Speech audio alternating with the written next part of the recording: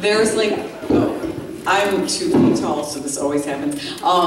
There is no one in the world who says Querétaro properly, including like probably me just now. So, but it's true, I do run a writing program in Querétaro, so if any of you want to go to Mexico and like hang out in this ridiculously fabulous house that my friends own and is my fake summer home, and you know, just come see me because it's awesome. It's the greatest thing that ever lived. So, okay, I'm going to read a little bit from A Life in Men. First of all, I just want to say that the readings so far today have been amazing, and I could probably spend the next 20 minutes up here just talking about my own stuff that I'm going through with my parents that just, it was really, I would love for them to read your book. I think they probably would be terrified to read your book, so I'll read your book. But, A Life in Men is basically a novel about a woman who has cystic fibrosis and who is traveling as much as possible in the limited time that she's got. And so this section right here finds her. She has been engaged to this South African guy, and they've been hanging out in Kenya where he's working for his cousin's safari company. And her childhood best friend, whose name is Nix, has been dead for a few years as a result. Actually, she died in Pan Am Flight 103, and so it was a sort of situation where Mary, the protagonist, feels like it should have been her because she had this shortened life expectancy, and so she's been trying to sort of live for her friend. So I think that's probably all you need to know. When you leave the Samburu National Reserve, the elephants always appear as if to say goodbye. Here, it is nothing to find your vehicle surrounded by 20, 40 of them, going about their silent, peaceful business as you ferry your charges out of the park. Joshua, who knows elephants from home, says that they have tempers, that sometimes they charge, but Mary has never seen the Kenyan elephants be anything but gentle. Their eyes are huge compared to a person's, but look minuscule set into those mammoth gray heads the way stars look small in a vast sky. There are several calves among them, one baby so small it cannot be more than a few weeks old. Elephants make excellent mothers, Joshua tells his family of human charges. They'll take in a calf even from another herd if it's lost, and they'll never forget their own child. Elephants are highly intelligent and compassionate. Walt begins to take a battery of photos, but Kathleen, Fiona, and Liam merely look out the open top of the vehicle, quiet as the elephants, watching. They have enough photos, and maybe they have seen enough elephants and no longer care. Or maybe they have seen enough elephants that they can finally see. How would you describe me?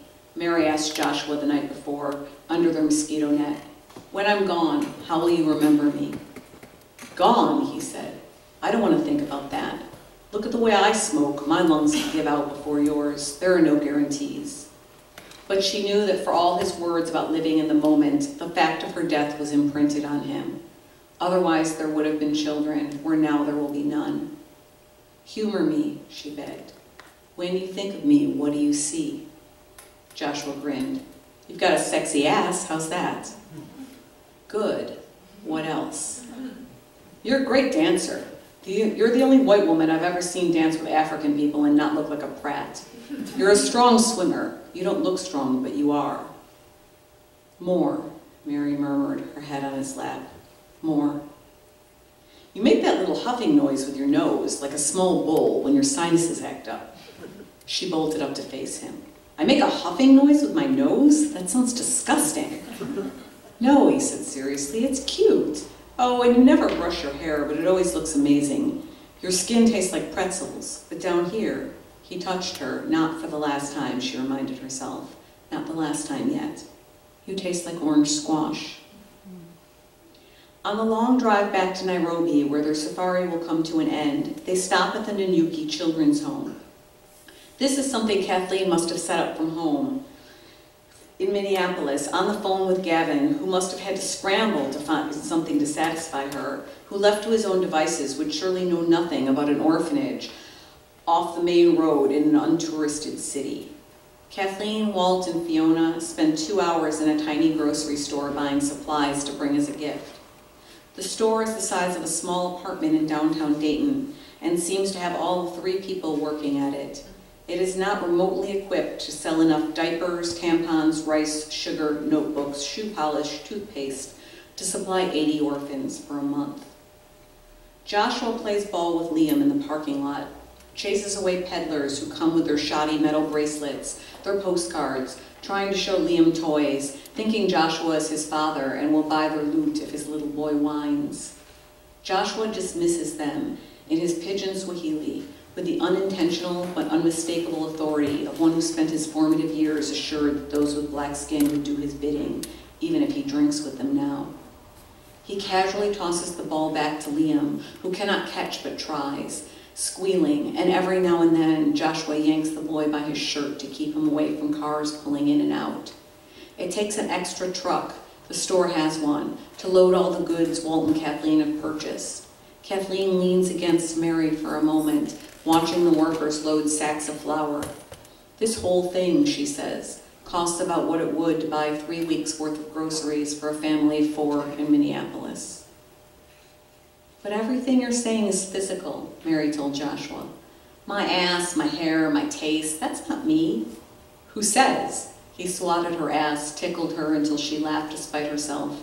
You feel that, don't you? Maybe the separation between body and mind is just girly rubbish. Body isn't everything, she insisted. Do I believe in God? What do I think about my mother? It was on the tip of her tongue to ask who was my best friend in childhood. But that would be a trick question because she had purposely never mentioned Nick's, and so what he knew of her was absolutely nothing. What's my favorite book? What's my favorite book? He countered. She opened her mouth, but there was nothing. I've never seen you read a book, she said at last. It's Cry the Beloved Country, he sighed. I've read it 6 times. I used to take it with me into the bath at our Thug House even, when Sandra wasn't hogging the tub. I lost my copy, though, a while back. He flung his head back violently against a pillow. They had spent so long on the road and hotels that every conversation they'd ever had, it seemed to Mary, had taken place in a bed. That's the only book that ever spoke to me, the only one I bought on my own since I left school. So fine, I don't read much. Maybe it was a stupid question. So what? We have the rest of our lives to learn these things about each other. That's the whole point. After the truck is unloaded, the orphanage director calls the children out. She's a pretty woman, smartly dressed, urbane and educated, clearly from somewhere other than here. While Walt stands by with his camera, giant zoom lens protruding, the director arranges the orphans around their donated supplies, another photo op. One of the children is in a wheelchair, so they simply wheel him close to the sacks of rice and gesture the others to cluster around. None of these children are smiling, though, despite the goods.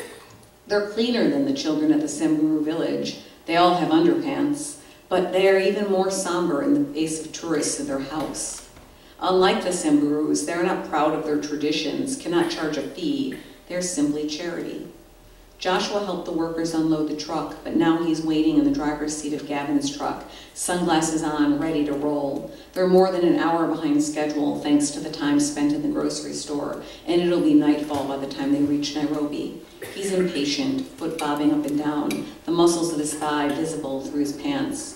He runs his fingers through his hair the way he once did in London when his hair was long and straggly, only now there's nothing to fiddle with, so his hands come back to his lap, restless. Mary wanders away from where the orphans have gathered with the family, their white faces beaming as Walt snaps a picture. She heads deeper into the orphanage complex, hoping to find a toilet since she desperately has to pee. Soon enough, she locates it past the girls' and boys' dorms, just a little wooden outhouse with 2 doors segregated by gender. As she enters the room, more cribs emerge into sight like a flower slowly blooming. There must be 10 or 12 in all. Inside most, children sleep, though a few are empty, their occupants perhaps with the other children outside. It must be nap time for the babies. Inside one of the cribs, a small girl, maybe 2 years old, stares at Mary wordless. Most of the children in Kenya speak Swahili. Even though the older ones learn English at school, Mary rarely hears them use it. She goes to the little girl, the toddler's face a sharp triangle, eyes huge, and holds out her arms. Her bottom is soaked with urine, though Mary can feel a thick, squishy diaper under her clothes, and her thin legs circle Mary's ribcage. How long has she been lying here? This is ridiculous, you know, Mary says. I'm supposed to be clean like the girl in the plastic bubble. I'm supposed to avoid germs and rotten onions. I'm not supposed to be here in Africa holding a baby covered in pee. If I want to live long enough to have a baby of my own, I'm not allowed to do this. She laughs out loud, buries her face in the little girl's head, crying now. If she were somebody else, if she were Nix, maybe she would march right outside to the director and volunteer to stay here, to work, to care for the children. Maybe she would forge her own life in Africa, independent of Joshua. But her illness demands narcissism, demands more care than she has granted it, and she's just being stupidly sentimental anyway. Nix didn't even like kids. No, if she were Nix, she would march out to his truck and bum one of Joshua's cigarettes. She would blow smoke in his face and say, "You're beautiful, but I'm leaving." She would say, "I love you, but not enough for it to be all my life means." And so Mary carefully files this under the list she is starting to tally, the list of who she is. I confuse cowardice with kindness. Instead, she will wait until he departs for his next safari, just past the new year while he believes they are saving up for tickets to America, while he will have a wedding. Instead, she will leave behind nothing but a new copy of Cry the Beloved Country with an inscription that reads "Thank you," because it's all that makes sense to say. She will wait at Jomo International Airport, the only white woman at the tiny overcrowded cafe, but long enough in Kenya to no longer be bothered by the lack of space between bodies, to have stopped noticing her own deficiency of pigment, and will drink a coffee to quell the scraping in her stomach, to soothe the knowledge that she will never again touch him. Finally, a woman alone in Africa, she will marvel at just how much fragile hope it takes to hurtle your body into the sky and across the ocean, back to a place called home, when you no longer remember what waits for you on the other side. Wow.